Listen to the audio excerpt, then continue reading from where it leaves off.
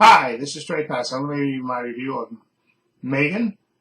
This review is going to have spoilers in it because I was trying to think about reviewing it without spoilers, but I just think to get you to know how I really feel about the movie, I have to kind of include kind of spoilers in it. Um, the marketing for this movie has been great in terms of the trailers and stuff. They showed you a lot of this stuff that was going to be in the movie, and they set the kind of the tone of it, which made you want to see this movie. And I was no, I was definitely wanting to see this because killer doll movies, Chucky and all that stuff. So definitely was interested in seeing this movie. It's basically about uh, a lady that she works for this toy company. She's really smart, played by Allison Williams, a character named Gemma. Ironically, her sister and her husband dies in a car accident that their young daughter was involved in. Her name's Caddy, played by Violet McGraw. She goes to live with her aunt, and and of course, since she works for this software, this toy company, she comes up with a prototype of a character of a doll named Megan to be, she pairs her with her, just like how pair a phone and stuff. So she is there to comfort her and stuff and be there for her and is responsible. And she learns about her and stuff. And the doll becomes really smart. And of course, then it takes a sinister turn where the doll gets overly protective of the character of Katie and wants to, and goes to murderous lengths to protect her. That's the gist of the movie. Now, I was looking forward to seeing this movie, and the first part of the movie is actually pretty good, and but then the movie kind of devolves into kind of a typical horror killer doll aspects of it, and which makes me also think this movie has been severely edited, and there's parts of this movie that have been left out. Certain things in this movie don't make sense, especially in the second part of it, which doesn't make sense at all, and I'm just going to explain those things briefly. Um, like I said, they made the program, where the doll actually it pairs with the young girl, Caddy, and she becomes, a really overly protective. And of course, the young girl, Caddy, she instantly, bonds with the doll Megan, and she wants to go everywhere with it and do everything with it, and then it goes horribly wrong. But but ironically, in the second part, when she becomes killer, you kind of understand that, like the first two people that she kills, like she kills a dog, a neighborhood dog that lives next door to them, that the Allison Williams' character is always complaining about. There's a hole in the fence and the dog keeps coming through and all that stuff, and the woman, her neighbor, is spraying and stuff, and she kind of has a tense relationship with her. And then, like I said, the dog attacks the doll Megan first, then it attacks Caddy and actually bites her on the arm and stuff. And so, of course, the doll, being protective, wanted to be protective of Caddy, goes over there and basically kills the doll. I mean, they don't show it, but the doll sort of lures him over, and then you just imagine that she kills it, and she even tells the owner later that she burns like 6 feet under, and then later the doll kills the neighbor because the neighbor is complaining and basically accusing, you know, Allison Williams' character of getting rid of her dog and all that stuff, and she's kind of threatening towards them. So you think the doll being overly protective, of course, eliminates her too, kills her too. Now, the second part of the movie where the doll, goes killer mode, and you see that in the trailer where they try to take her to a school, and that has this outside projects and stuff, and the doll, is just, sitting out there because Caddy doesn't want to go anywhere without the doll, and then Gemma actually relents and tells her, okay, you can bring the doll with you to the school, but you have to sit it on the table with the other dolls, and then the doll Megan sees this little punk kid, attacking Caddy, so it protects her literally by attacking this little kid and chasing it until he runs into the street and gets hit by a car. Okay, so even that, I guess, to some extent you can understand. Okay, but then the doll goes completely nuts and wants to, because Gemma is thinking that the doll is too overly protected, and she kind of suspects that the doll killed this little boy and stuff, and you would think she would have just grabbed the doll and got rid of it. If she thought that really happened, she would have said, you know what, wait till Caddy goes to sleep, grab Megan, okay, and bring her, or disassemble her, and then take her back to the factory or whatever, just get her away from her niece. But she doesn't do that because it's a horror movie, and if they did that, the movie would be, would be over. But ironically, when she takes the doll back, Megan kills the boss. The boss that's in charge. They're going to do this whole presentation of the doll because she shows Gemma earlier in the movie shows a presentation of the doll, comforting Megan, and playing with Caddy and even comforting her. And it goes. The presentation actually goes better than they even think of because she actually, comforts Caddy in a way that just kind of breaks your heart. She's talking about her parents and how much she misses them, and the doll Megan really is there for her and comforts her. And that goes even better. So they're going to do this big presentation where they're going to release these, I guess, Megan dolls across the web. I guess they're going to be real expensive, but rich people will buy them. But anyway, ironically, when they get ready to shut Megan down, she attacks Gemma's co-workers. Okay, she doesn't kill them. Okay, but she attacks them, and she's on her way out of the building. And that's when you see that scene you see in the trailer where she's doing that weird dance. And first of all, that comes out of nowhere, that weird dance. Why she's doing that weird dance is never explained. Or something like maybe there's a scene in the movie where that boss, Ronnie Chang, is played by Ronnie Chang, the boss David. Maybe he is a favorite TikToker that does that dance or something, and maybe somehow Megan tapped into his computer and knows that he likes that or something. I don't know why she does that weird, excuse me, that weird dance, and they never explain it. But she rips off that blade thing and she cutter thing and she basically attacks him. Okay, and then she kills his assistant after that, the sister who happens to come up in the elevator and sees it happening. And then she tells him basically, she said, listen, she said, it's too bad you killed your boss. And she says, because earlier in the movie, they showed his assistant, being mistreated by the boss and actually stealing kind of like the plan for Megan. So you would think that he was doing it, to sell it to a rival company or something, but they never explained that. They just show him doing it. And then the doll, Megan, basically says, this is how I'm going to frame, this is how I'm going to frame you for killing your boss, because you were stealing company secrets, okay? And then you killed your boss because he caught you, and then you thought better of it, and then you killed yourself. Now, how the character of Megan knows that, they never explain. It's never explained how the character of Megan knows that. And like I said, maybe there's scenes where she taps into the computers while she's at that location at the building, and she's listening on that. I mean, supposedly the character of Megan learns as she goes along, and she gets smarter, but they never explain how she knew that this guy was stealing company secrets, why she did that weird dance in front of the boss. That's part of it's never explained.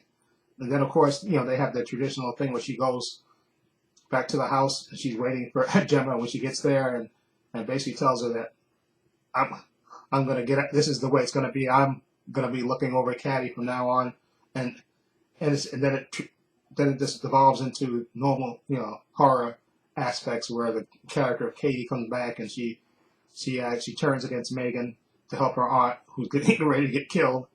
Okay, and then they smash the doll, and that's how it goes off. And then, of course, at the very end, there's this kind of Alexa system that's in her house that's in Gemma's house, and then it comes on at the end by itself. So we're, I guess, led to assume that maybe the character of Megan transfers its consciousness to that Alexa device, and then maybe if they make a sequel to this movie, that's how she's gonna be in that device, and then she's gonna maybe transfer herself to maybe whoever this guy, the assistant, sold those plans to, because I know that's where I think the plot of it would be. The second movie would be that assistant was selling those plans to a rival toy company, okay, and then maybe that toy company is gonna try to create another doll, and then the real Megan's personality is gonna transfer itself into that new doll when it gets made, okay. It's gonna hijack that new doll, and then that's how you'll get a sequel. But again, this movie had a lot of potential, but I think it just evolved into normal, stereotypical horror cliches at the end. And again, I think there's scenes that are cut out of this movie that would explain why Megan knows about the assistant stealing the company plans, why she did that weird dance in front of her boss. Because again, that makes zero sense, and it don't explain it at all. Like I said, there may be a scene on the cutting room floor where you see the boss in his office where you're watching a weird TikTok dance that Megan is imitating. Maybe that's one of his favorite things to watch. But again, they don't show it, so you don't know why she's doing that weird dance that just came out of nowhere. So that's why this movie, again, doesn't kind of live up to the hype. It kind of falls apart in the second half to me. And so I would give this movie a Megan, which I really was looking forward to. I would give it a 6.8 because it's, to me, the best parts of the movie is the young actress who plays Caddy. I think she's really good. You know, the girl that, you know, plays, you know, that she lost her parents and all that stuff, and then she bonds with the character of Megan, with the doll. I think she was really good. Alison Lynch is okay as Gemma. You know, she's kind of playing this kind of cold fish at first, who's kind of doesn't know how to react with children. I think she's good. The character of Ronnie Chang, who plays the boss, I think he's annoying. Okay, so I don't even mind him getting killed. And I like the two assistants that played her assistants that worked with Alison Lynch. I thought those two actors were okay. Cole and Tess, those two actors that played those characters were okay.